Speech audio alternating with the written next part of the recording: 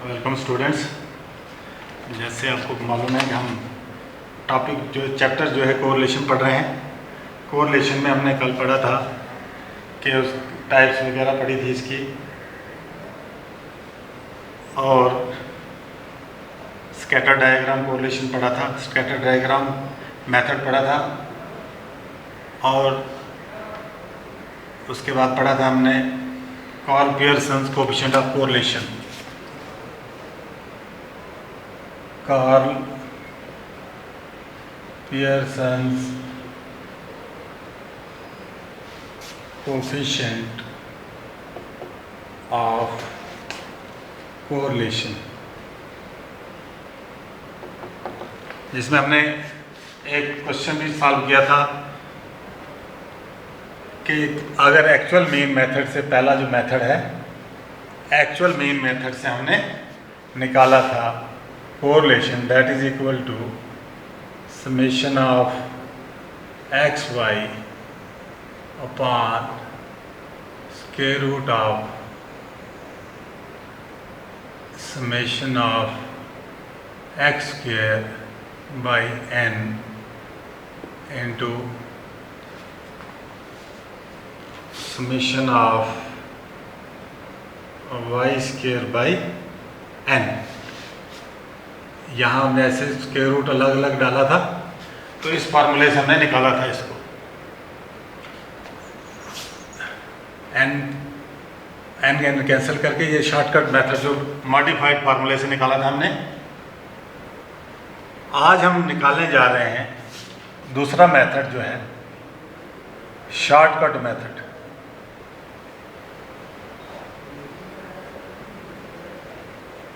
Shortcut method या इसको बोलते हैं assumed mean method.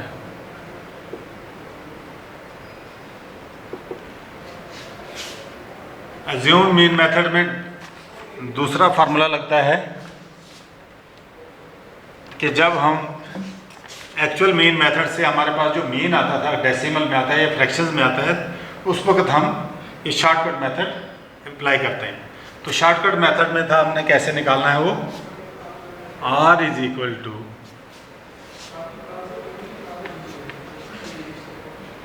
Summation of dx dy minus summation of dx into summation of dy upon n whole divided by square root of summation of dx square minus summation of dx का whole square by n into summation of dy square minus summation of dy का whole square upon N. ये आ गया हमारे पास। ये मैंने आपको पहले lecture में भी बताया था कि एज्यूम्ड मीन मेथड या शॉर्टकट मेथड में हम कोरिलेशन कैसे निकालते हैं। तो R is equal to summation of dx into dy यानी प्रोडक्ट ऑफ dx और dy का minus summation of dx into summation of dy upon N whole divided by square root of summation of dx square minus summation of dx का whole square upon N into summation of dy square minus summation of dy का whole square upon N. ये जो symbols आपको पता है कि R जो है कोएफिशिएंट ऑफ कोरिलेशन के लिए हम रिप्रेजेंट कर रहे हैं। R x y भी हम लिखते हैं। अगर हमारे पास एक सीरीज है x, दूसरी सीरीज है y, तो कोएफिशिएंट ऑफ कोरिलेशन हम लिखते हैं R x y, coefficient of correlation of series x and y। इसी तरह से dx आ गया, deviation of x series from the assumed mean, dy आ गया, deviation of y series from the assumed mean. बाकी सब सेम है। एक हम एग्जांपल लेते हैं, उससे इसको समझने की कोशिश करते हैं। Calculate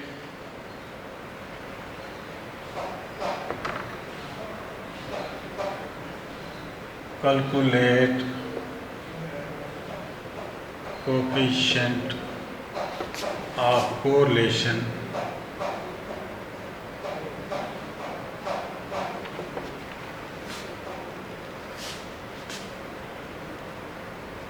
between the price and quantity supplied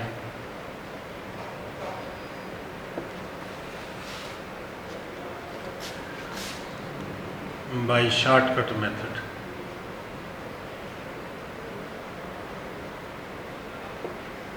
तो शॉर्टकट मेथड से हमने निकालना है from the following data.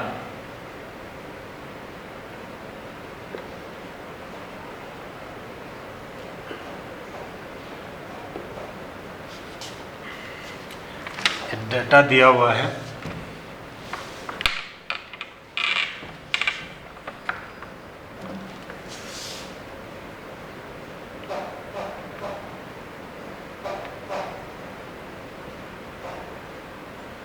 Price in rupees,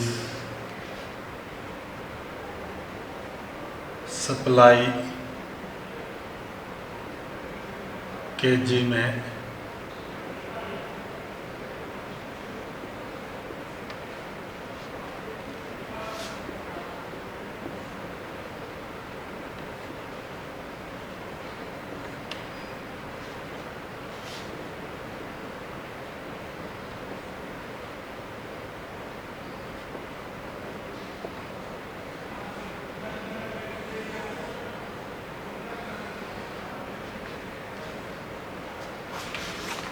ये हमारे पास दिया हुआ है quantity supplied at this price. इसका हमने निकालना है कोएफिशिएंट ऑफ कोरिलेशन. और आपको पता है कि जैसे प्राइस और सप्लाई के बीच में कैसा रिलेशन होता है, पॉजिटिव रिलेशनशिप होता है कि अगर प्राइस 4 है तो सप्लाई है 10 kg. अगर प्राइस बढ़ती है 6, सप्लाई भी बढ़ गई है 15 kg. अगर प्राइस 8, सप्लाई भी 20 और बढ़ गई. प्राइस बढ़ रही है, क्वांटिटी सप्लाइड भी बढ़ रही है. प्राइस बढ़ रही है, क्वांटिटी सप्लाइड भी बढ़ रही है. ये लॉ ऑफ सप्लाई हमने पढ़ा था. As the price increases supply also increases. तो इससे हमने कोरिलेशन निकालना है. तो ये हमारा पॉजिटिव कोरिलेशन आना चाहिए जो हम प्रॉब्लम सॉल्व करें. तो हम ले लेते हैं सबसे पहले आगे हमारे पास प्राइस, ये ले लेंगे हम x सीरीज आ गई हमारे पास. फिर हमने निकालना है dx, that is equal to x minus ax. फिर हमने निकालना है dx स्क्वायर. फिर हम ले लेंगे y, क्वांटिटी सप्लाइड. फिर हमने निकालना है dy is equal to y minus ay. फिर हमने निकालना है dy का स्क्वायर. हमारे पास x दिया हुआ है 4, 6, 8, 15, 20. y दिया हुआ है हमारे पास 10, 15, 20, 25, 30. इसी तरह से dy, ये हमारे पास x और y की वैल्यू दी हुई है. अब हमने निकालना है dx, निकालना है dx स्क्वायर निकालना है जो हमारे फार्मूले में. फिर हम उस वैल्यू को सब्स्टिट्यूट करेंगे कोएफिशिएंट ऑफ कोरिलेशन के फार्मूले में, तो हमारा आंसर आ जाएगा. तो सबसे पहले आपने क्या करना है, एज्यूम्ड मीन लेना है. एज्यूम्ड मीन कोशिश करनी है कि सेंट्रल वैल्यू ले लो. 8 मान लिया हमने यहाँ पर एज्यूम्ड मीन, यहाँ 20 मान लिया हमने एज्यूम्ड मीन. अब हमने निकालना है dx. dx आ गया x माइनस ax. ax का मतलब assumed mean of x series. इसी तरह से y माइनस ay. ay आ गया assumed mean of y series. x आ गया 4 minus 8 minus 4, 6 minus 8 minus 2, 8 minus 8 0, 15 minus 8 7, 20 minus 8 12। फिर इसी तरह से हम इसका स्क्वायर कर देंगे।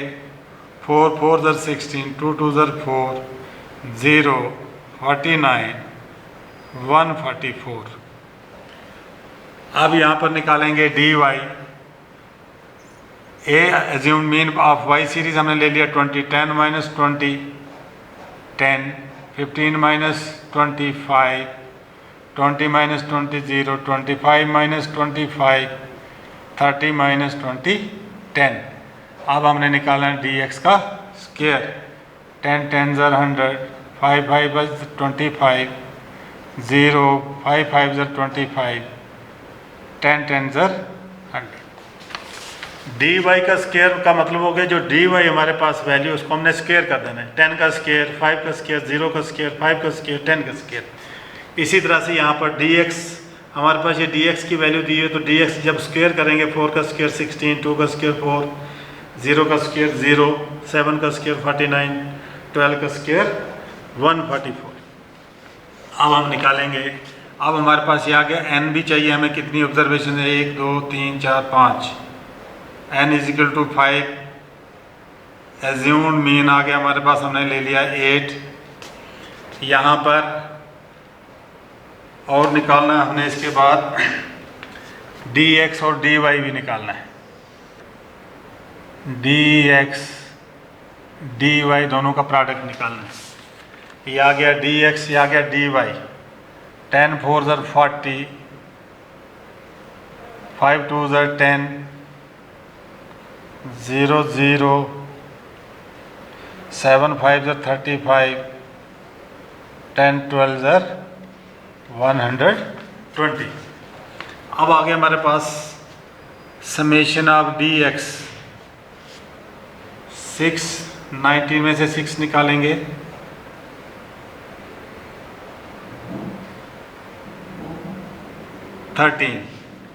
Summation of D X square, this is equal to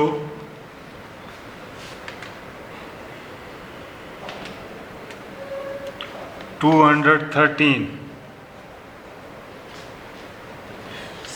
n आ गए यहाँ पे 5। Assumed mean of y series is equal to 20। फिर यहाँ पर summation of dy is equal to 0, 15 और 15 0। Summation of dy square is equal to, ये आगे हमारे पास 250। इनको ऐड करेंगे तो 250।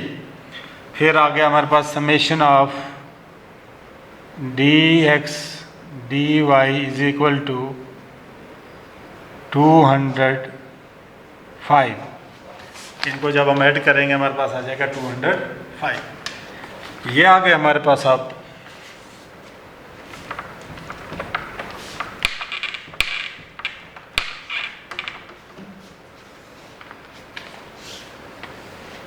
हमारे पास आ गया n आ गया 5। नंबर ऑफ ऑब्जर्वेशंस कितनी है? 1 2 3 4 5। उसके बाद हमने ले लिया ax, assumed mean of x series 8। इसी तरह से ay, assumed mean of y series 20। फिर dx summation of dx is equal to 13। summation of dx square is equal to 213। फिर आ गया summation of dy is equal to 0। summation of dy square that is equal to 250। summation of dx dy that is equal to 205। ये हमारे पास values आ गई। अब हमने निकालना है कोरिलेशन। कोरिलेशन कैसे निकालेंगे?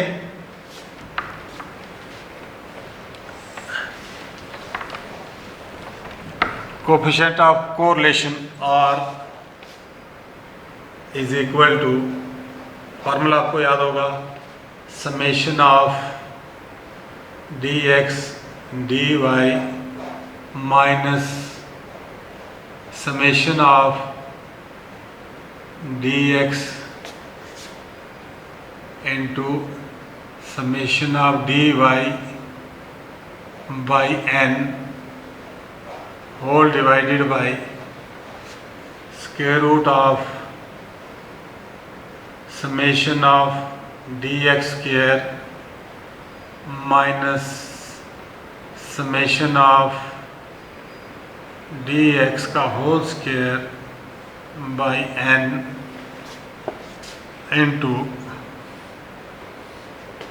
Summation of dy square minus summation of dy का होल स्क्वायर अपॉन n। अब इस फार्मूले में ये वैल्यू सब्स्टिट्यूट कर देंगे तो हमारे पास कोएफिशिएंट ऑफ कोरिलेशन R आ जाएगा। समेशन ऑफ dx dy आ गया हमारे पास 205 माइनस समेशन ऑफ dx आ गया हमारे पास 13 multiplied by summation of dy आ गया 0 होल डिवाइडेड बाई n आ गया हमारे पास 5 whole divided by square root of summation of dx square, summation of dx square आ गया हमारे पास 213 माइनस समेशन ऑफ dx का होल स्क्वायर, dx आ गया हमारे पास 13 का होल स्क्वायर अपॉन n आ गया 5 इंटू समेशन ऑफ dy का स्क्वायर, समेशन ऑफ dy का स्क्वायर आ गया 250 माइनस समेशन ऑफ dy का होल स्क्वायर यह आएगा 0 का स्क्वायर अपॉन n आ गया 5। उसके बाद आ गया ये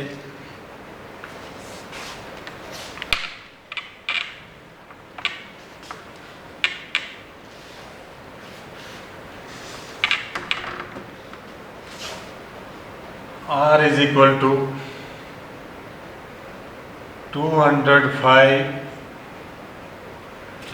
जब हम इसको 13 को 0 से मल्टीप्लाई करेंगे और डिवाइड 5 से करेंगे ये सारा 0 हो जाएगा, हमारे पास रहेगा 205 डिवाइडेड बाई 213 माइनस 13 का स्क्वायर होता है 169 अपॉन 5 इसका square root into square root of 250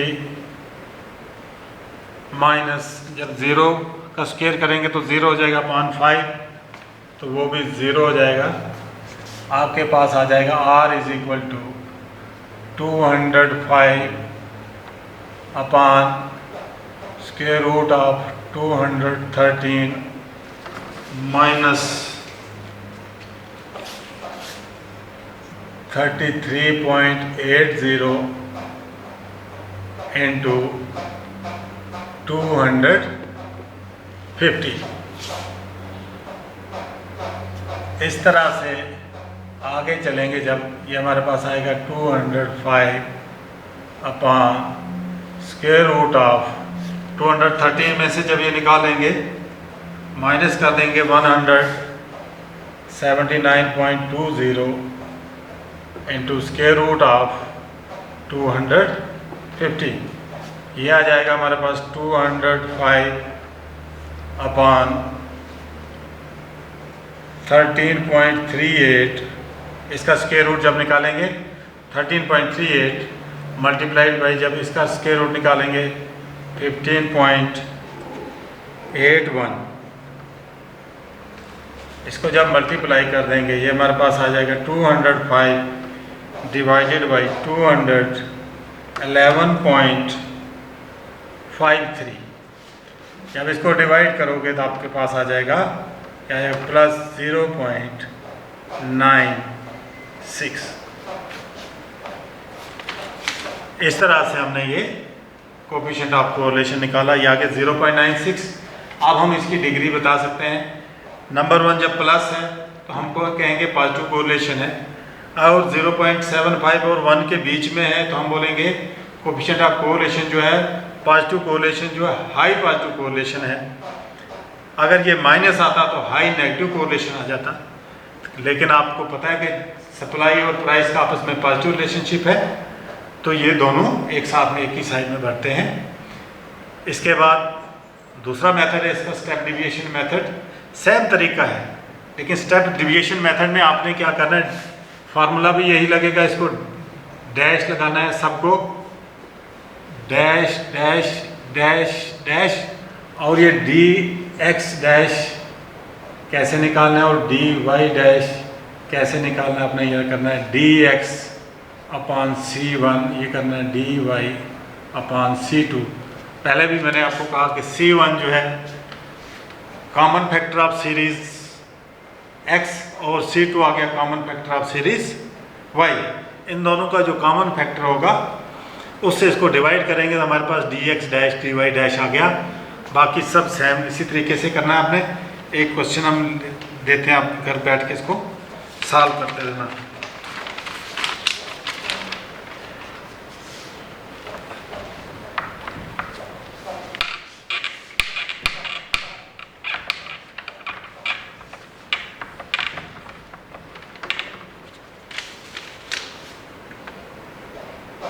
homework आ गया आपके लिए।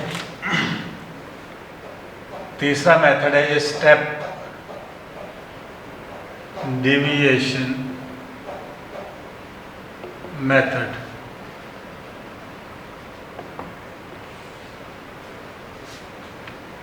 Calculate coefficient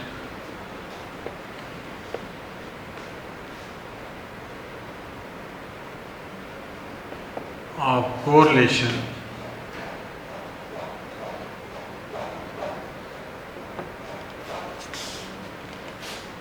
between price and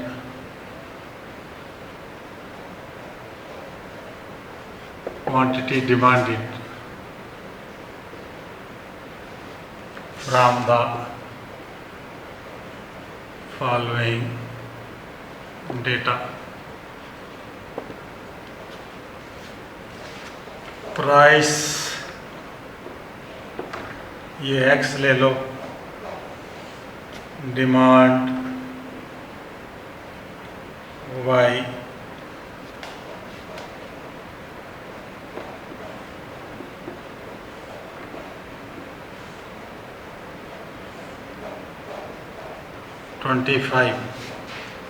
demand आ गई 40, 35, 30, 25, 20।